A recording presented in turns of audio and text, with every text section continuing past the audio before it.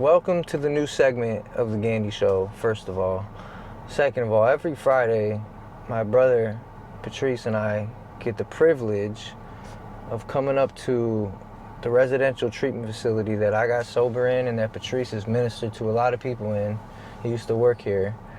And we get to facilitate the house meeting. And I don't know why it just dawned on me to start recording our conversations on the drive, but here it is, you know. In the age that we live in, you know, the Bible says you were born for such a time as this, right? That's what it says. To me, in my life, that means look at the time we're born in. We have been given a unique ability to reach millions of people potentially that we'll never meet. That's right. That's right. I think that is just what a time to be alive. You know, me and my sponsor, we was talking today, and he had a breakthrough because we was talking about being free from past hurts. Okay. And he didn't understand that he was walking around in the spirit of offense. Unforgiveness? Offense. Every time somebody said something to him, it was he had to snap or he had to come back in a way, and it was because of he had an impairment when he was a kid. He had, you know, he couldn't hear in his ear, so he had to have hearing aids.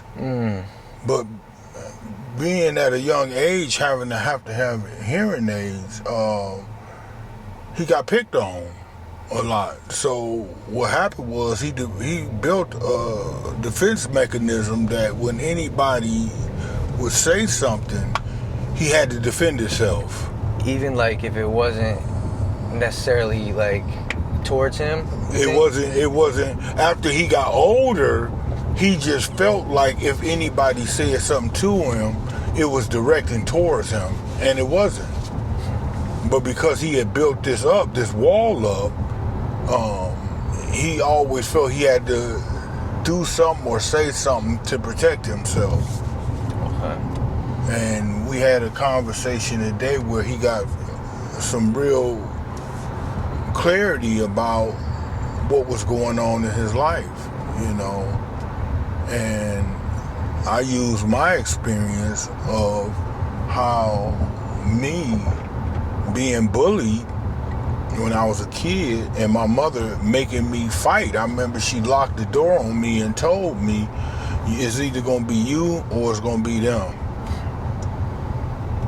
It's so crazy to sit here and think about you being bullied too. Yeah, but I wasn't always this big. I was a little string bean, and I didn't shoot up until I got to a certain age level. But, you know, I was a string bean, and I was a fast kid. I was a fast runner, you know, and I got that speed off my dad. But they used to chase me home from school, and one day I ran home, and my mom locked the screen door, and she said, it's either going to be you or them. And I'm sitting here crying, and I'm like, but Mom, you see how many of them? She said, it's either going to be you or them. Which one do you want? And I looked at them, and I looked at my mom, and she came outside the door. She locked the screen door. She had a bat. I'll never forget this. She said, he going to fight the toughest one, but all of y'all ain't going to jump him. And I'm sitting here crying, snotting, like, what? And she said, go down there. How old were you? Man, I had to be at least a good 6 years old. 7 or 8, maybe. Really? Yeah, that young? Yeah, I mean, maybe because she died when I was 10. So I had to be around 7 or 8, maybe 7 or 8 years old, 9, but probably about 8 or 9. And so it started, you know. I went down there crying, and the biggest guy stepped out. And I'm not going to tell you, some guys would like to say, oh, I was moving like Ali and doing this and that and the other. No, that ain't what happened. What happened was All I know is my mother was pulling me off of him. That's all I know. She was like, "You gonna kill him?" You know, and that woke something up in me that it didn't die until I was sober. That was gonna be my next question. You know, how far into being sober though? Because I know it didn't kill itself right away. You didn't just get sober, then you're like, oh, I'm cured. I had honestly, if I can be honest, I had 15 years in sobriety in when it died. I'm asking that too because, okay, I celebrated 17 months of sobriety in Geauga County Jail, and it's because I still had that mentality that I lived and survived my whole life with. It was a survival tactic, you know, me trying to hustle and take shortcuts to get every dollar together that I have. And like I learned through going through counseling for a couple of years that stems from trauma. That stems from not having enough, lacking, and not only lacking, but having to be responsible for my brother's life as well. Right. So, you know, I always believed that I was the only one that had to figure it out. If I didn't do it, it was not going to get done. Like if I didn't get Jesse to school, he wasn't going to school. Right. If I didn't make sure we had some food in our fridge, we weren't going to eat. And I didn't have any positive male role models in my life showing me the right way to do these things. I had to figure left to my own devices. Right. I mean, so I'm taking shortcuts and hustling and doing, you know, risking my freedom in my life for food. So fast forward into me getting sober, I'm coming up on 17 months of sobriety. I went from, you know, lake house into sober living out there, and you know, we talked about goals, right? I wrote down 3 goals when I was in treatment, and one of them goals was I wanted to buy a vehicle. Didn't know how, had no idea how or who or what or when, but I knew I wanted a vehicle.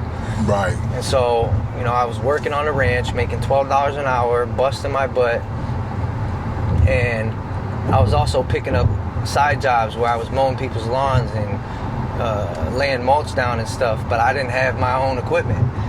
You know, I'm getting these jobs. I would ride my bike. I picked up this one mulch job, and I would ride my electric bike there just to do the job. Wow. And I had figured out how to get to the materials that I needed, you know, delivered to the job or whatnot. But so, long story short, you know, I got this job out in Newberry, and I had gotten the vehicle by this point, just got it, you know. But these little jobs that I picked up, you know, I do a good job, so they want me to keep coming back. Well, I should have went and took myself up to Home Depot and Walmart and bought a little push mower because I was using the sober house's push mower, and I never asked them. Well, I moved out of the sober house and I was staying with my uncle, and I was still going back there to pick up their push mower to take him mow these lawns with. Well, the last time I did it, somebody there seen me and they thought I was trying to steal it, so they called the police. And I get a phone call. I'm at work. I'm working at the coffee shop in Madison at this point. And I get a phone call, and it's the detective from Geauga. And he's like, "We need you to come talk to us." I'm like, right away, I'm like, "Is this about the lawnmower?" They're like, "Yeah, it is." I'm like, "Listen, I have it. I'll be there at 1 o'clock. I get off at noon. I'll be there by 1 o'clock. It ain't what you think it is." And he was being so nice on the phone, right? But as soon as I got in there, he flipped the switch. He thought he had my number. He's like, you know, he thought I was trying to steal it. And I'm so lucky that I had people like my probation officer that knew that my heart was in the right place and knew I wasn't trying to steal it and knew I was just taking shortcuts and falling back into old thought patterns and habits. And I'm so lucky that I had those people, because it was a huge wake-up call for me. They could have pressed charges. Lake Geauga could have pressed charges on me. Dave Hanlon could have pressed charges on me. He's part of the treatment team. I was in drug court. Greg stuck up for me. He's like, "No, I don't think he was trying to steal it. You know, he just made a dumb decision. He should have asked." And, you know, it had to be punitive in some way for him, you know. If it wasn't, I wouldn't have learned a lesson from it. So That's right. That's right. sat in Lake County or Jug County Jail, 17 months sobriety. I had to do the weekend, man. Smacked me right in the mouth. Said, wake up. God is good. God is good. Yeah. You know? So when I look back and you asked me how long, it was 15 years. That spirit of fighting had to be broke off of me. You know, I had a day of reckoning where is that I was working in Cleveland at this treatment facility, and a guy had came up to me and he had said something, and being who I was at that time, I was ready to bend him up, you know, and I went back into battle mode, and you know. Wait, you were working there? I was working there. Was he a coworker? He or a client? He was a client. Oh man! And he and this was it, you know. And he just came home from doing a little bit, and you know, he was talking this and that and the other. And I told him, I was like, hey, dude, this is what we could do. We could just go in this office right here, and I close the door, and we'll see who make it out, you know. And when I told my sponsor about it, he kind of chuckled and he said, can I ask you something? And I said, what's that? He said, what step you on? I couldn't say nothing. I mean, I wanted to punch him in his mouth, you know, because I thought he was being sarcastic, and, you know, but then when I got cooled off and I got to myself by myself, I thought about what he was saying, and I realized that step one was right there for me, that I was powerless. You know, and if you don't work step one well, you can forget the rest of them. The other 11 will mean nothing. You got to work step one. Step one was the hardest step. It's the hardest step. It took me the longest. Nobody wants to admit they're powerless. And I was powerless. And over that situation until the next day, I had to tell that guy, I said, you know what, I apologize for how I came to you. You know, and he looked at me like, you know, and I was a lot bigger then, you know, but he looked at me like, this guy is, you know, and I had to let him know, I apologize. I should have never responded that way, because you never know when you're going to have to minister to somebody. And that could have been an opportunity blown had not I wouldn't apologize to him. You know. You taught me something else I learned from you, just being around you, being with you, going to these meetings and doing what we're doing, is we got to be able to recognize when we see ourselves in somebody. That's right. You know what I mean? That's right. Absolutely. Absolutely. And my sponsor, who is deceased now, Richard Jones, he said, you got to be able to see you when you see you.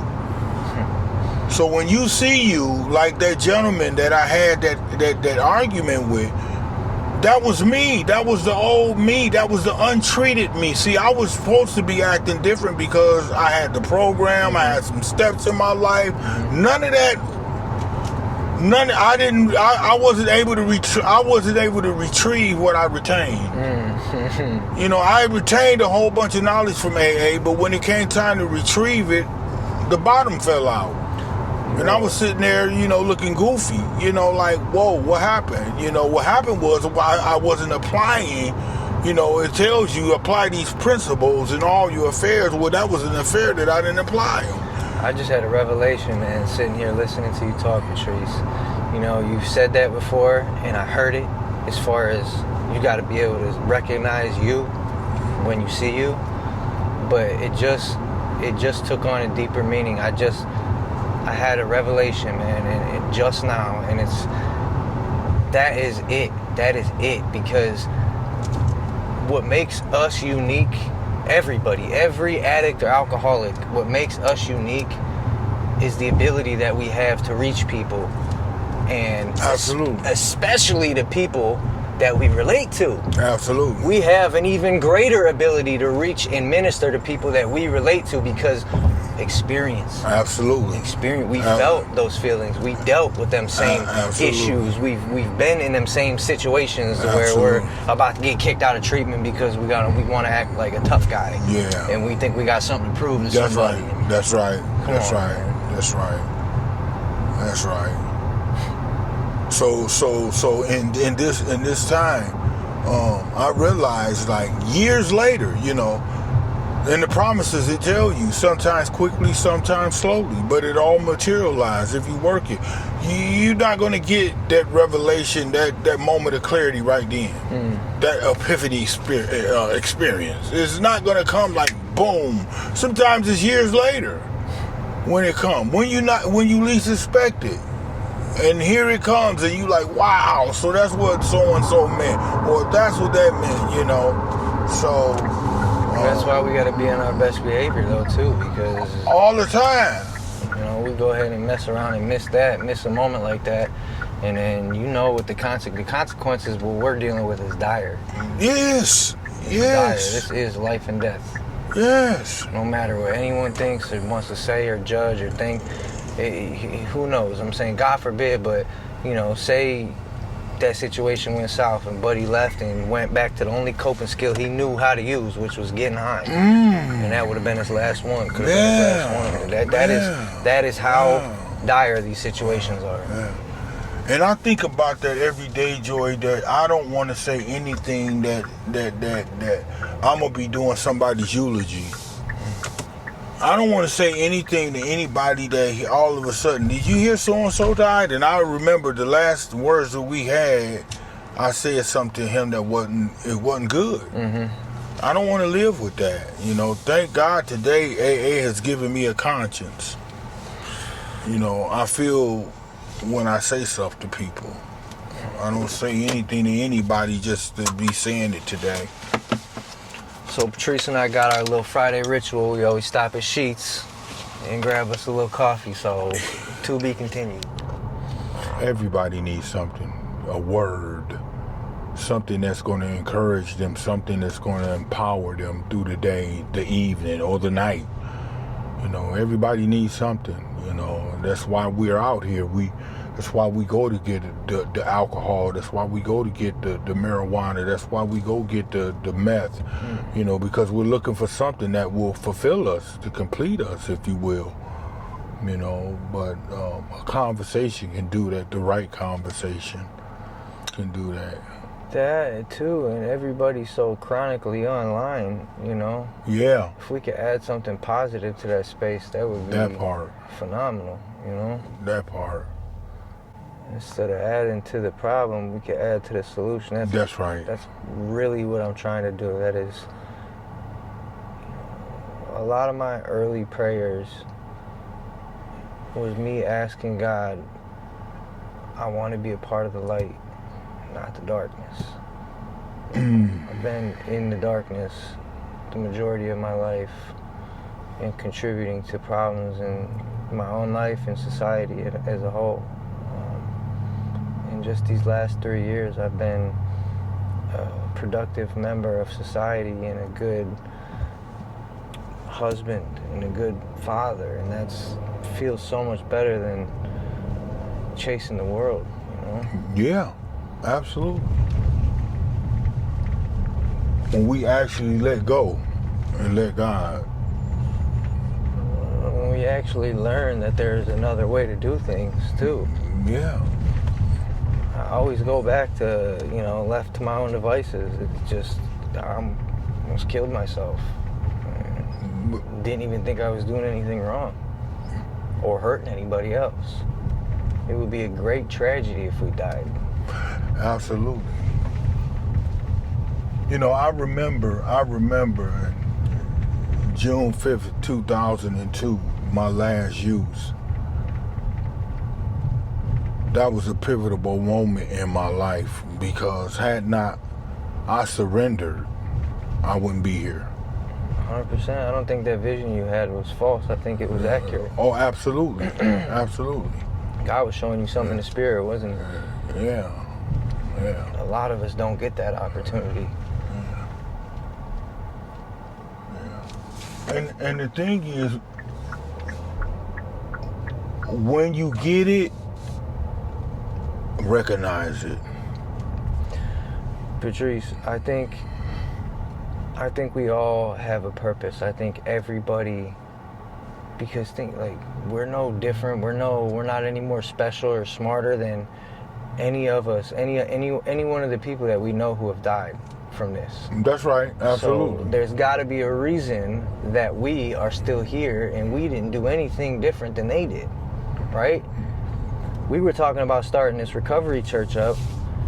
You know, you are believing on God for you know, a ride, a transportation, and you know, I get stuck on worrying about the small details and things and the how, when I just need to focus on the why more, you know. And I think these videos are gonna do something, dude. I really do. I know they are.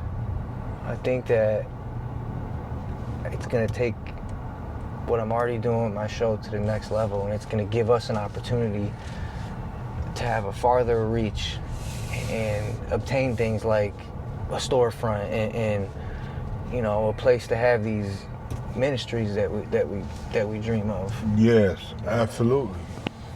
Absolutely. And we'll be back after the meeting. We'll talk about, you know, what we learned and how it went. So, see ya. All aboard!